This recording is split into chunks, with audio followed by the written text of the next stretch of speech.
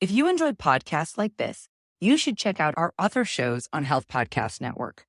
For example, Hopeful Hints, hosted by Dr. Tara, guides and supports those on the often challenging and isolating journey of women's health concerns and infertility. There's a particularly powerful episode that you should check out called All Things Endometriosis, which dives deep into understanding the condition to help the many women who suffer from endometriosis and have no idea they have it, and healthcare providers who are uneducated about it, making the diagnosis process so difficult. Check out Hopeful Hints on your favorite podcast platform or visit healthpodcastnetwork.com. Have you been thinking about transitioning into a non-clinical leadership role? Maybe this line of thinking always ends up with you feeling overwhelmed or confused or even frustrated because you're not sure which path to take. You're not sure which role is right for you. Well, you have to decide. Is it going to be the path of staying on the hamster wheel of decision-making? Or are you going to finally take the first step to securing your future with the next best role? Well, I'm here to help you with my 90-day transition plan. To learn more, schedule your career transition breakthrough call at www.schedulewithdrlisa.com. That's www.schedulewithdrlisa.com. Hey there, leading ladies. Welcome to the Women Physicians Lead podcast. I'm your host, Dr. Lisa Herbert, a 2-time best-selling author, speaker, family physician, and executive leadership coach with over 20 years experience of providing primary care and serving as a healthcare leader. If you are a woman physician ready to make a change in your career and have a seat at the leadership table, then you are in the right place. I'm excited to provide you with the crucial skills you need to be a successful leader and strategies to deal with workplace challenges. So put on your headphones and listen as we explore the new world of building women physician leaders.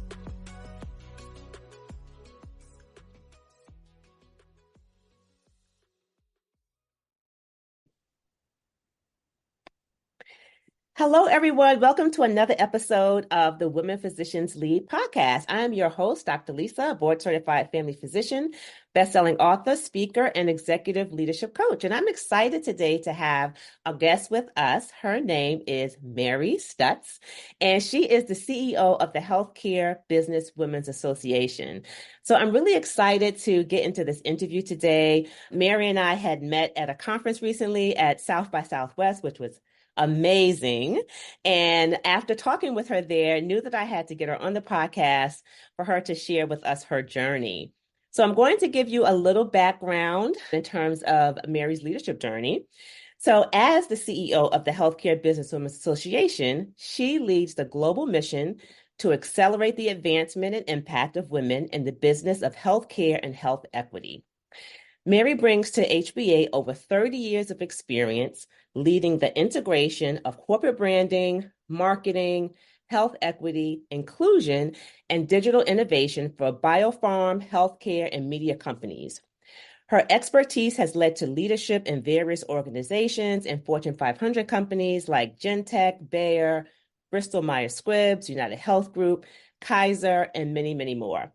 Previously, she served as the Global Chief Inclusion and Health Equity Officer at Real Chemistry, where she drove inclusion and equitable care for clients. She also served as Chief Inclusion and Equity Officer at Stanford Healthcare and also led Genentech's $5 billion division in a diversity in clinical trials initiative. She is recognized as an advocate for women in leadership. She's an accomplished author of 2 books and just has an amazing, amazing resume and leadership journey. So welcome, Mary, to the Women Physicians Lead podcast. We're really excited to have you here today.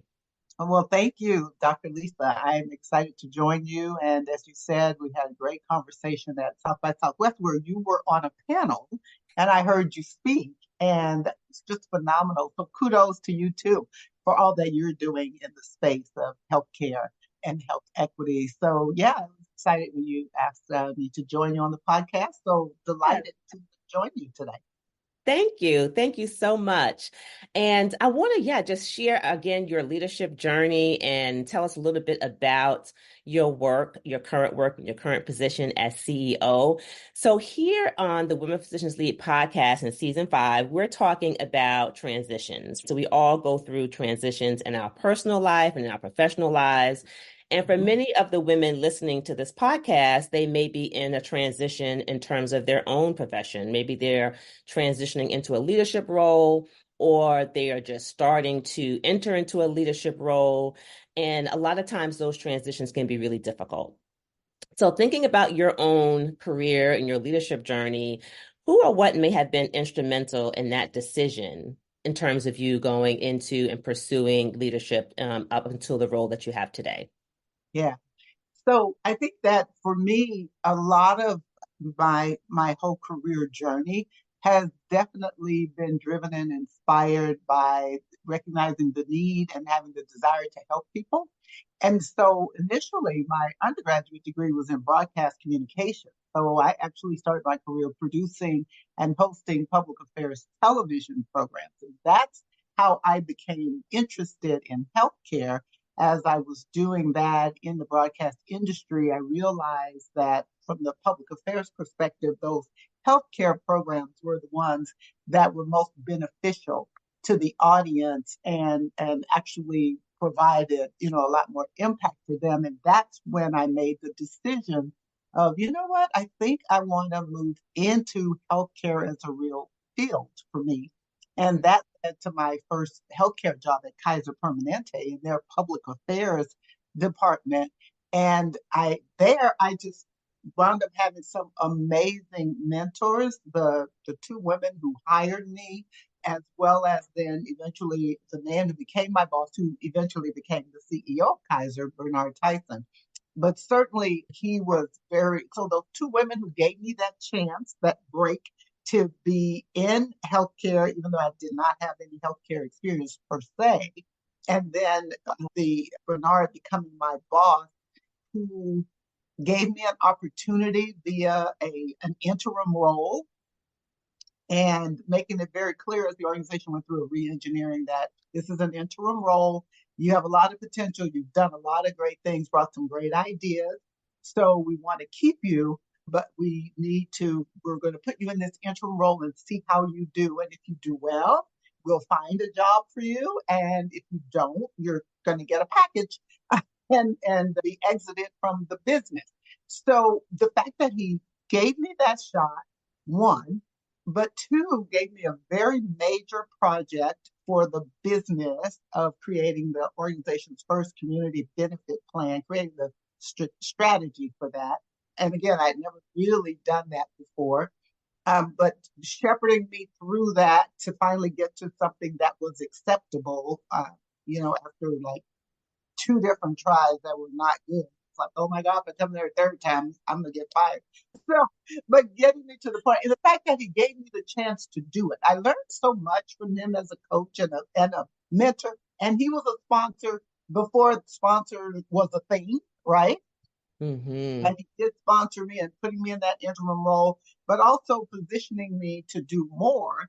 And one of the things he said once I completed that interim role was, we definitely want to keep you, find a role for you, but if you are really serious about healthcare, you need to go back to graduate school and get an advanced degree of some sort in healthcare, either an MPH or an MHA. And so I did that. And that was, a really, again, great experience, great direction and guidance. And I always tell women, when you have a sponsor or a mentor who's giving you advice, you need to be prepared to follow it. So, because I Mm-hmm. really was not thrilled about going to graduate school at that time. I had 3 young children, a husband, so four kids. Right. I was trying to, manage and do all the things that we women have to do for our families. But not only did he say it, he actually wrote letters to all the schools that I applied to because I was hoping I wouldn't get in anywhere.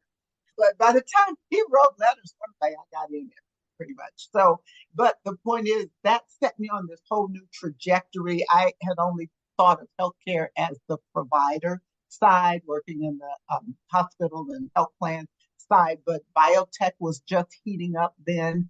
And in graduate school, they were doing a lot of focus on that, a lot of focus on for-profit healthcare, not only pharma, of course, and biotech have always been for-profit, but even like the United Health Group at that time was launched as a for-profit company. So all of these changes were happening in the industry, and it was very exciting. And that's when I thought, you know what, I think I want to take a shot at biotech. I didn't really want to do big pharma at the time because Kaiser, that was big pharma was kind of anathema to us, but biotech was this cool, new, exciting uh, industry with therapies that were really life, prolonging life, not having the same types of side effects as the small molecule drugs. It's just all super exciting. And it worked out through one of my classmates that I was able to get that opportunity at Bayer. They were doing a global search for a global director of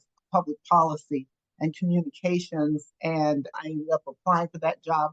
And much like the Kaiser job, I didn't realize for that first Kaiser job I got, I mean, the very first one that two women hired before, I had no idea how many people had applied for that job. And I ended up getting it. I only found that out later, going through some files and found all the resumes. I was like, oh my, glad I didn't know that. That would have freaked me out. Well, the thing with that Bayer job, it was a global role. So they had massive resumes and all that coming in, but I still ended up getting the job, even though I'd never worked in biotech. But certainly I had a lot of experience in healthcare. So women, count ourselves out too quickly. Yes. We don't go after opportunities because sometimes we do have too much information. We think, oh, I can't do it. That's out of my league, and we need to not do that. And so in that time, biotech was very, for lack of a better word, incestuous, I guess. Everybody was recruiting everybody's people because it was such a new industry. And I ended up getting recruited away by Genentech, which Genentech, executive recruiters for Genentech had reached out to me at least two different times over the 3-year period that I was at Bayer. But I did not respond as in, I didn't go in for interviews or anything because I loved what I was doing, loved working at Bayer. However, by the time I was in that 3rd year, I began to see the company was cutting back on its investment into biotech. And I always tell women, read the handwriting on the wall. Pay attention to what's going on in your business. When you're talking about a transition, you need to, as much as possible, orchestrate your transitions. There's a whole chapter I have on that in my book, The Missing Mentor. But that this whole idea of orchestrating transitions is really important. And that means proactive as well as reactive, right? So ideally, you want to be proactive and get in front of it, which is why reading the handwriting on the wall is so critical, and follow the money. Once I to see that they were cutting back on the money into our line of business, like this is not a good idea. And so that by the time I got yet a 3rd call from a recruiter saying Genentech was interested, this time I was like, okay, I will go, in for the interview.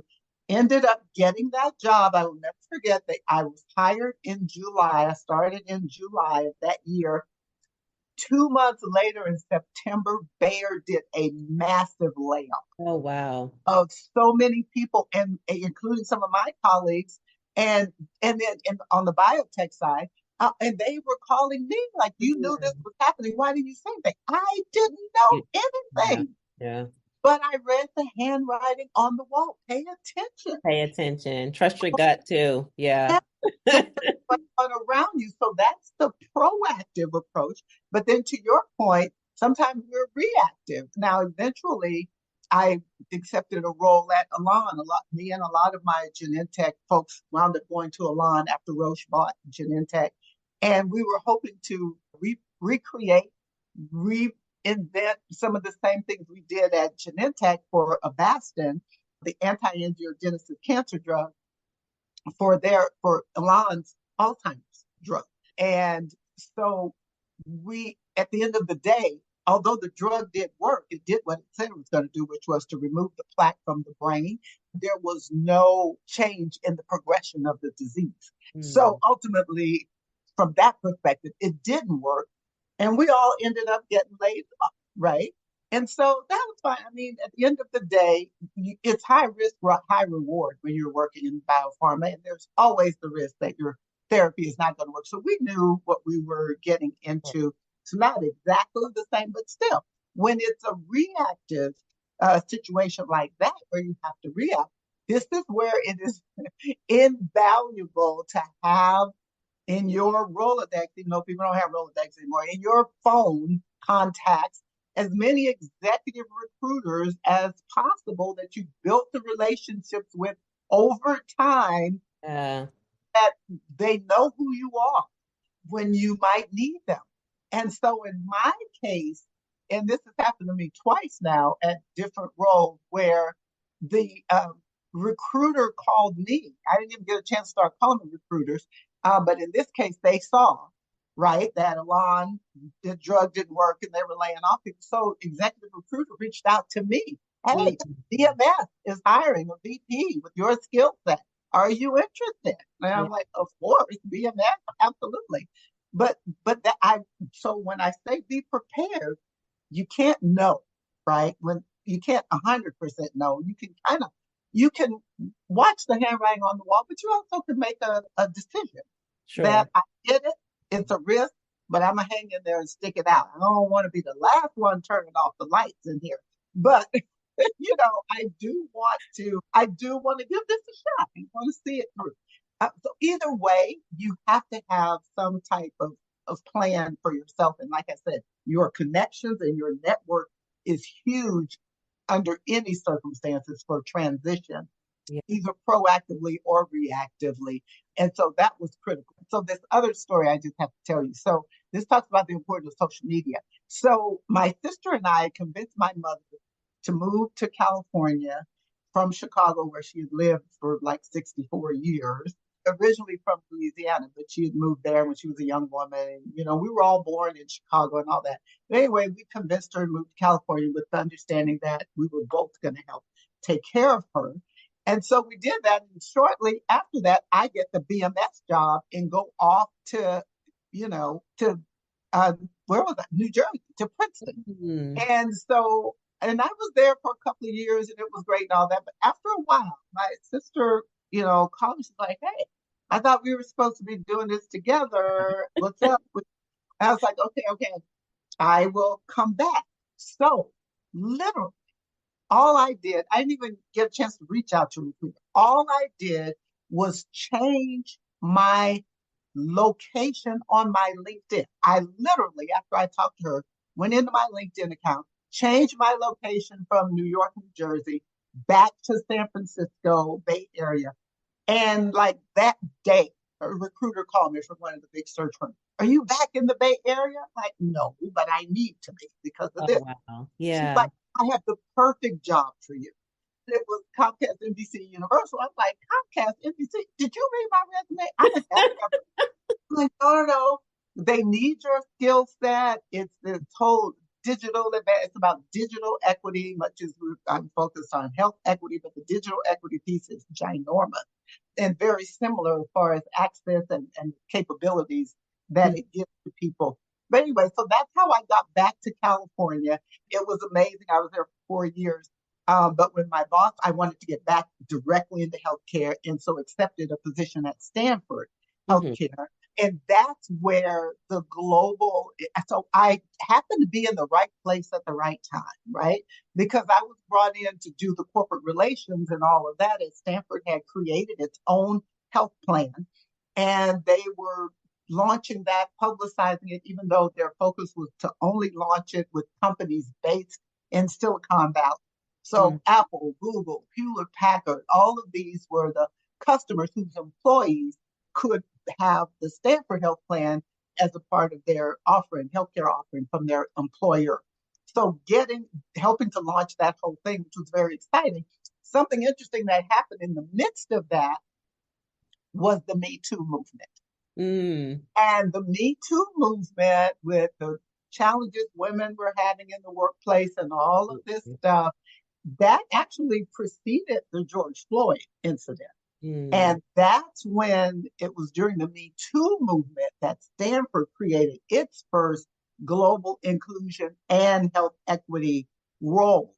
And the American Hospital Association had asked all of its members to, as they were creating these diversity, equity, inclusion roles, had asked them to include health equity with that so that that was the core focus because and the research shows that those DE&I programs that have some type of social impact, corporate social responsibility, they keep changing the name of it. It used to be called community relations.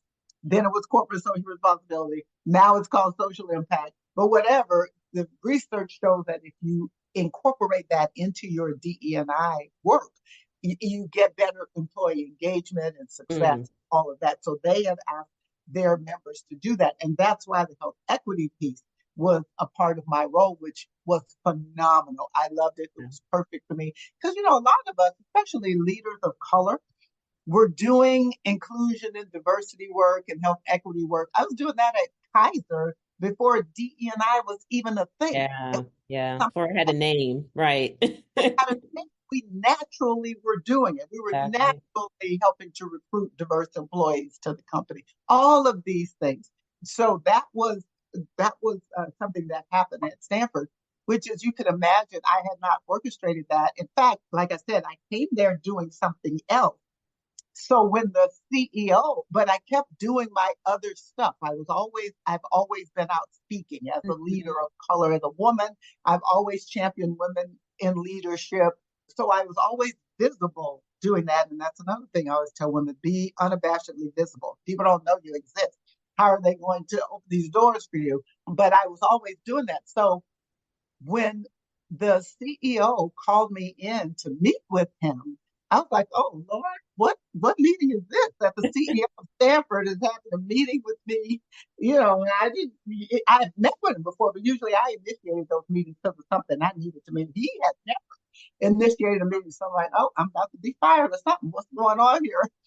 And so I went in, and much to my surprise, he had this whole presentation that somebody had created, I'm sure his admin, about this new role that they wanted me to take and that they were really hoping I would take it. They said, the board has mandated that we create this role. We were about to do a national search. When it came to our attention, I don't know how it came to attention. I didn't ask it. But anyway, it came to our attention that you are here and you are already doing this type of work. So we want to offer the role to you. And, I had my mouth open. And he's like, well, I know it's a surprise. You can take a couple of weeks to think about it. I don't need no couple of weeks. I accept. Right. Right. So, you were ready. Always be ready. Always be ready. You got to be ready to pivot. And you have to have some forethought about what you really want to do. What's your passion? And when you hear it, you're going to know it. When you hear it, you don't have to go think about it. You got to go think a whole bunch about it, and that's probably not, your role. It's not for you. So that was how I did that. And so that was super exciting. I eventually moved on to help Myrtle Potter, who became the CEO of Sumitomo Pharma. She was the former president of Genentech. That's the only reason I left Stanford, was because she was a woman CEO. And I'd done so much work talking about supporting women CEOs over the years. And then here's one put into this amazing $3 billion joint venture, and she's asking me to help her. I can't say no. So that's how I ended up leaving Stanford and doing that work and helping to stand up that business, and all that was just great experience for me. And then I realized, for my own career's sake, everybody's different, but I had never really had a role managing P&L. And if you, again, in my book, I talk about these 5 experiences women need to have in order to become leaders, strategic leaders, and to build their strategic leadership capabilities. And one of those is managing a P&L. The number one experience women need to have is mentoring. And so managing a P&L doing a job rotation, doing a turnaround. Those were like the five things Yeah. that women needed to have. And I just thought, you know what, I don't want to get to a point in my career where there's one thing that I regret that I never did. And so when I was on the advisory board of Real Chemistry, and when they made the decision to create a practice line, they were a consulting firm. And so to create this new practice that was the health equity practice, I reached out to the CEO and said, you know what, I want this job. And I share with some women the last three jobs that I've had. I went to the CEO and said, you need this role, and I'm prepared to come and do it. That's what happened with Myrtle, because I was advising her on the side, and it's like, okay, you really need this role. She's like, oh, I want you to come do it. But so that one, Real Chemistry, and then the same thing happened with the HBA. So at Real Chemistry, that's where, again, I've been involved with the HBA since my Genentech days. Myrtle Potter, who I referenced, was a WODY, a former Woman of the Year at the HBA. So we did a lot. But when I was at Real Chemistry, they were founding members of the HBA's Gender Parity Collaborative, and a lot of things. The CEO was on the advisory board. He's still very involved.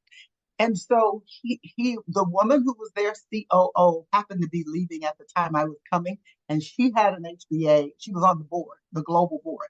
And so he told me to apply and take that seat on the global board. And they didn't just give it to me. I had to apply, but I did get the seat that was vacated by her.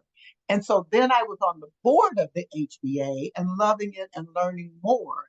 So that by that time the CEO had already retired. Again, the HBA is a 46-year-old organization. I'm the first woman of color CEO. But the CEO before me had retired, and they were looking for a CEO, and they brought in somebody, didn't really work out, so they were still looking. They had an interim person in the role. But anyway, it was just like we were doing all this stuff at the board, and I was just sitting here, literally here in my home office one day, and it occurred to me, it's like, you know what? That's your job. The reason they can't find anybody is because that's it's waiting for you. It's waiting for you and has been prepared for you. Yes. And so they had over 1,000 women applying for that CEO of the HBA. So it's not like they didn't have applicants; they did.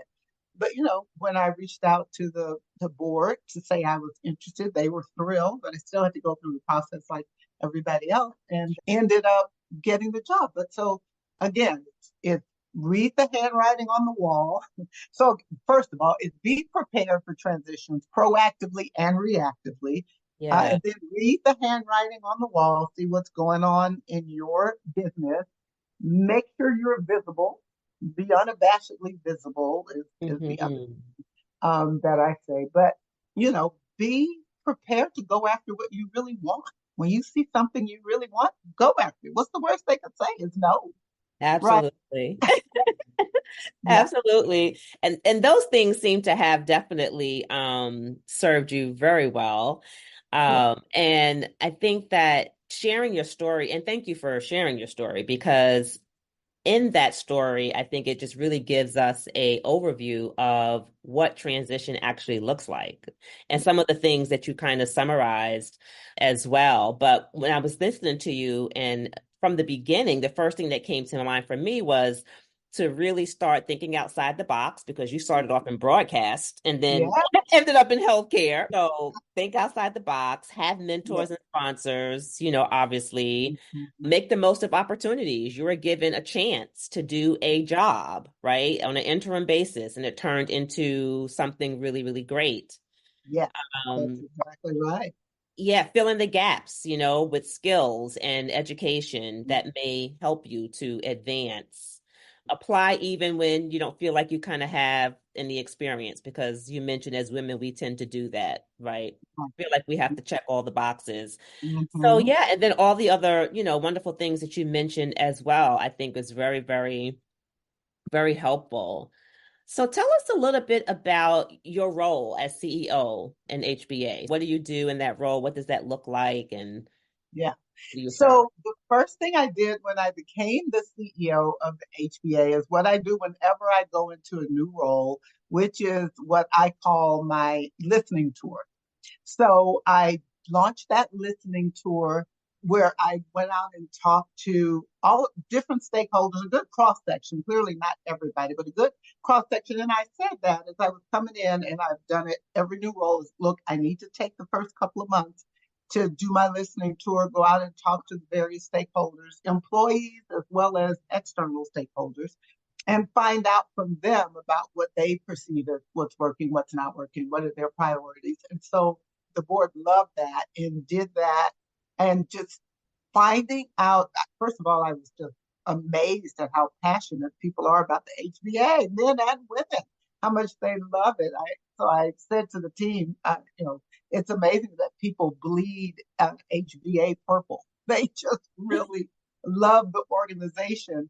And from that, as I went through what I heard, usually when I do my listening tour, I listen for recurring themes, right? I take notes. I'm really there listening, and I'm taking notes as I'm talking. And then I go back and look at what were the recurring themes that came out of those conversations that are themes where it's something that HBA can have impact. Certainly, everything they were giving me for the most part was stuff that where they felt the HBA can have impact.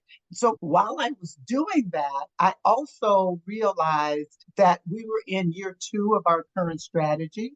And I realized that we had the opportunity to do what I call a strategy stretch. So, if you look at strategy, when you're doing your strategy, when you get halfway through, companies assess their strategy and they realize they either need to, the strategy is not working, so they've got to rework it, or they need to, speed it up or whatever. And then, but the other thing is the strategy stretch, which means you have this pent up demand, right, for what you're doing, the services you're offering, and you need to stretch so that you can accommodate more things. So that to me is where the HBA was in this position of needing to do a strategy stretch, because the core areas that people come to the HBA for, the career development, our signature events, our awards and recognition, and then the legacy. Those are things that will never go away, but we needed to provide more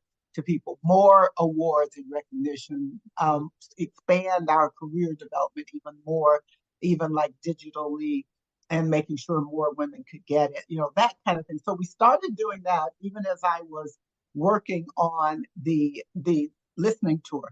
But after I finished the listening tour, the recurring themes that came out of that ended up becoming what I'm calling our expanded remit, which we are now in the process of putting into our next 3-year strategy that is 2025 to 27.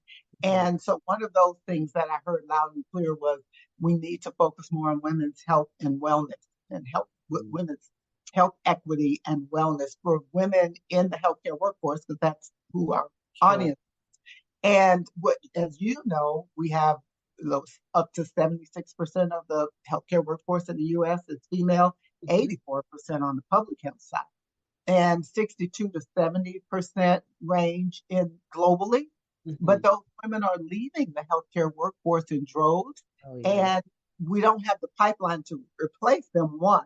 But as I talk to these company leaders, they're like, what can you do to help us slow down or stave off the people leaving? But then what can we do also to build this pipeline? So that whole focus on women's health and wellness, focus on the healthcare workforce of the future, those are big priorities for us. What we also heard is about the women's financial wellness, right? Is how I put it. So there was 3 different ways of kind of looking at that. There was the financial acumen, just making sure that women are getting more financial acumen development in our career development programs for those earlier in their careers. So, from entry level to director level, but then also making sure that women are looking at financial roles as far as actual work and jobs. Again, getting back to that managing a P&L, things like that that you need in order to be Okay. promoted. But the third part of the financial plan was about women's innovation, Mm. funding women's innovation. We Mhm. found that the majority of the health equity innovation firms now that are being created are being started by women, but they are not getting the funding that they need like men are getting for their innovation. So funding women's innovation Yes. was another big area for us. And then the last part was influencing policy. Mm. So again, it was very clear they're not asking us to become political. We are not going to become political. We love the donkeys and the elephants. We're not going down that road. However, we do have the opportunity to influence policies as relates to women in healthcare and helping our policymakers to understand that at the end of the day, society is headed for a major healthcare crisis if we can't get more women into the healthcare field. And that means we got to go further upstream. We got to start with girls, high school, middle school girls to get them interested. You can't even wait till they're in college because that's Yeah, kind of too it's late. kind of late. Hmm. Yeah. And so those are the priority areas that we will be focusing on going forward.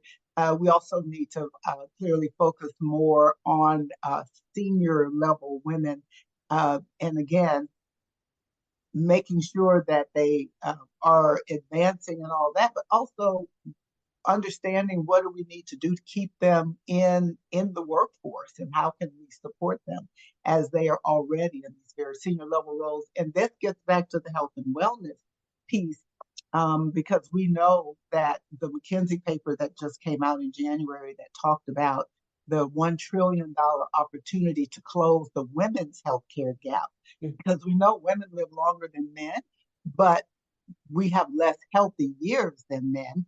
Yeah. And the years when we have the most health problems are the years when we are working.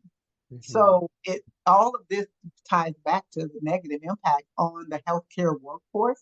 And our policymakers are so focused on the price of drugs, the price of healthcare. Yeah. It's important. But if you don't have the workforce to deliver the healthcare, it doesn't matter how cheap it is. And Right. this is why it's a huge focus for us going forward. Yeah. Yeah. Well, that's some great work that HBA is doing and some big goals, right, that you have for the organization. So I love everything that you said, the mission of the HBA. So when you think about all of that, what do you think organizations can do to rally around women to help them to thrive in leadership? To, like you said, increase the pipeline of women coming in and serving in leadership roles. Yeah. Where do you see organizations playing a part, and what can they do to support that? Yeah. So one of the things that we need to address all these things is we need more women in decision-making roles. Hmm. That piece is huge, and companies need to be paying attention to that. And then the women themselves need to make sure that they are being the voice, they're being the upstanders, they are the ones calling attention to the needs and looking at and supporting women in the workplace. But companies need to be, most importantly, they've got to be intentional about recruiting, developing, retaining, and promoting women. And that means that they have to have a very intentional plan to not only bring in women, but to promote and development. So a couple of things we're looking at that we're drawing attention of the companies to. First of all, the the problem for women starts at what we call the broken rung. At the very beginning of their careers, Yeah. women trail men with that first promotion. It takes them longer to get the first promotion than it does for men, and they don't get the raise. Usually, they don't get a raise, or the raise is not comparable to the raise that men get. So Mhm. they're already starting out behind.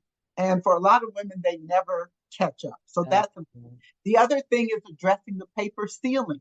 So this need to say every job requires a college degree. We companies need to look at that. And the 110 organization that Ken Frazier started, they launched this whole initiative in our industry to look at jobs, getting the CEOs to do this audit of their jobs to see how many actually require a degree. And Jenny Rometty at IBM was the first CEO to complete it. She found that 25% of the jobs did not require a degree. So then re-credential those jobs, take away the degree requirement and put in the skills requirement. And then, of course, they do an apprenticeship program to go with that. But so this, because we've got to bring in more women. And in the McKinsey paper about the looming crisis, they said one of the major solutions is to hire more women of color into these roles, even start entry level. And they specifically said Black, Latina, and Asian women into the industry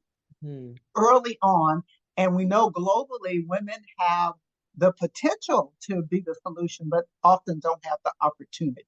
So addressing that paper ceiling is very important. And then the concrete ceiling, which is the promotion to that first director level job. That's the hardest one for women to break through. Companies need to be paying attention to that, tracking it. And then the glass ceiling of the C-suite. Now, the paper just came out this week. The Washington Post did an article about the fact that women have declined in C-suite roles for the first time ever since they started tracking it. It's a noticeable decline, less women in the C-suite. And what we're finding is women who make it to the C-suite tend to be in that their tenure is shorter, so they're not in their roles as long as men. And when they leave, the data is showing that they're being replaced by men now. This is the most recent data. And the men who are replacing them are coming in making more money than the women were making when they left.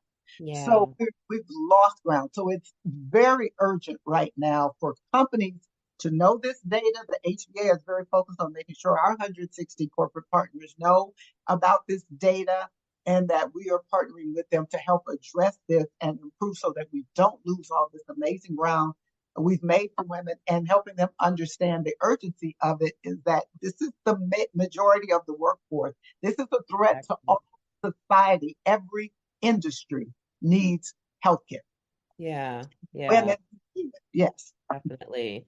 Yeah, and thank you for giving us, some of that background and insight into actually what's happening, in the workforce. I think that's really important.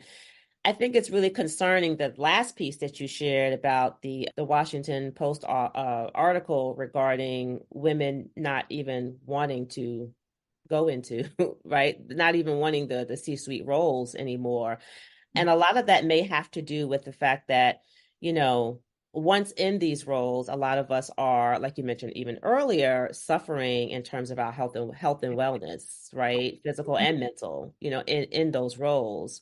Yeah, So, because if you think about it, with the senior level women, by the time you get to really senior level, C-suite level roles, a lot of times they're at that stage of going through menopause, and that is yeah. all kinds of health issues that go along with that. Absolutely. Absolutely. So when you think about that, what do you think are some ways in which women, if they are currently in a C-suite role or looking, to advance into leadership, what are some tips that you can give them around, self-care, so that maybe if we start to address taking care of ourselves before we get into the roles, but certainly, while we're in the roles, that we will have more women coming up behind us who will actually be able to thrive there. Yeah. So the health equity piece and awareness is very important. So getting all of your screenings, we found that a big reason why women are lagging, there's that $1 trillion opportunity gap, is because women still are basically being treated like little men as far as they're giving women therapies that have never been tested on them. We know that for women of color, the number one problem is the physician doesn't listen.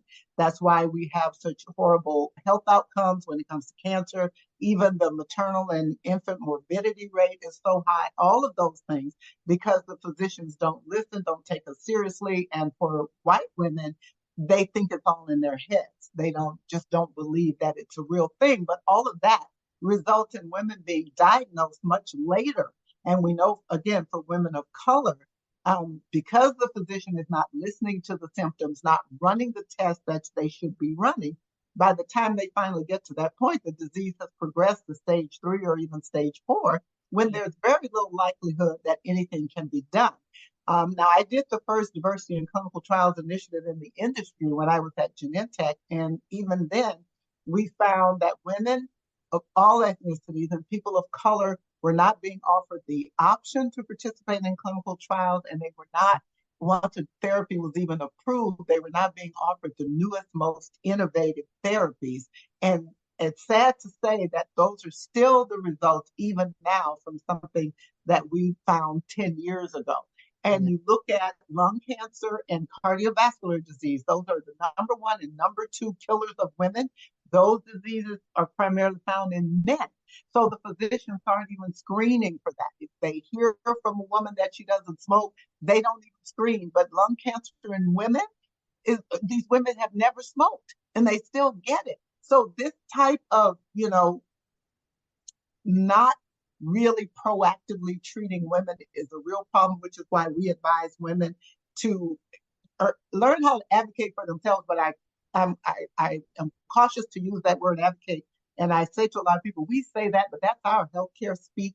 The average person does not know what that means. Right. So I make sure I define it. When I say advocate for yourself, I mean, first of all, find out what are all your options. If you're diagnosed with anything, what are your options for clinical trials? What are your options for all the different therapies? Not just take that the physician is going to do whatever they've decided. Ask the question. The second thing I tell women to do for themselves and their family, get copies of your electronic health record so that you can find out, you can see for yourself, were the things that you told them included in your EHR? We have to make sure that we are being heard. And that's one of the reasons why I'm kind of excited about the artificial intelligence. I think it can help mitigate physician bias. Because at Stanford, they were piloting an AI that was actually listening in the exam room. And it's called, now they've given a real name to it. It's called ambient listening in the exam room. But AI is listening with the patient's consent. Of course, they know it's happening to the doctor and to the patient. And the AI is capturing everything. And by the time the physician gets back to his or her office, it has put everything into the electronic health record. So it's not just depending on the physician to capture these things. And when I say everything, it has already taken the next step of, I heard this, so that means this patient could be eligible for this clinical trial. They could be eligible for this therapy, and it's put in there from the very beginning. I think, and I know there's a lot of bias with AI, there's a lot of work that needs to happen, but at the end of the day, I think this is an option that needs to be explored more. Yeah, definitely. Well, thank you for those insights. I think that all of it obviously is a lot of work that we still have to work really hard at, pay attention to everything that's going on around us, obviously. And like you mentioned earlier, that for women, we just have to remain diligent, remain aware, keep our relationships, obviously, and our network strong so that we can help each other, as we kind of move through life personally and professionally. Yeah, that's absolutely right. Thank you so much. Thank you. I appreciate you coming on to the podcast. I would love to have you back on again in the future. And love the work of the HBA. I'm a member now. I will probably say yes. I'm loving all of the networking and the events that you have, all, to help to empower women, but also to help to empower our communities as well. So thank you again for all of your hard work and have a great rest of your day. Okay, you too, Dr. Lisa. Take care. Have you been thinking about transitioning into a non-clinical leadership role? Maybe this line of thinking always ends up with you feeling overwhelmed or confused or even frustrated because you're not sure which path to take. You're not sure which role is right for you. Well, you have to decide. Is it going to be the path of staying on the hamster wheel of decision-making? Or are you going to finally take the first step to securing your future with the next best role? Well, I'm here to help you with my 90-day transition plan. To learn more, schedule your career transition breakthrough call at www.schedulewithdrlisa.com. That's www.schedulewithdrlisa.com. Take care. If you enjoyed podcasts like this, you should check out our other shows on Health Podcast Network. For example, Hopeful Hints, hosted by Dr. Tara, guides and supports those on the often challenging and isolating journey of women's health concerns and infertility. There's a particularly powerful episode that you should check out called All Things Endometriosis, which dives deep into understanding the condition to help the many women who suffer from endometriosis and have no idea they have it, and healthcare providers who are uneducated about it, making the diagnosis process so difficult. Check out Hopeful Hints on your favorite podcast platform or visit healthpodcastnetwork.com.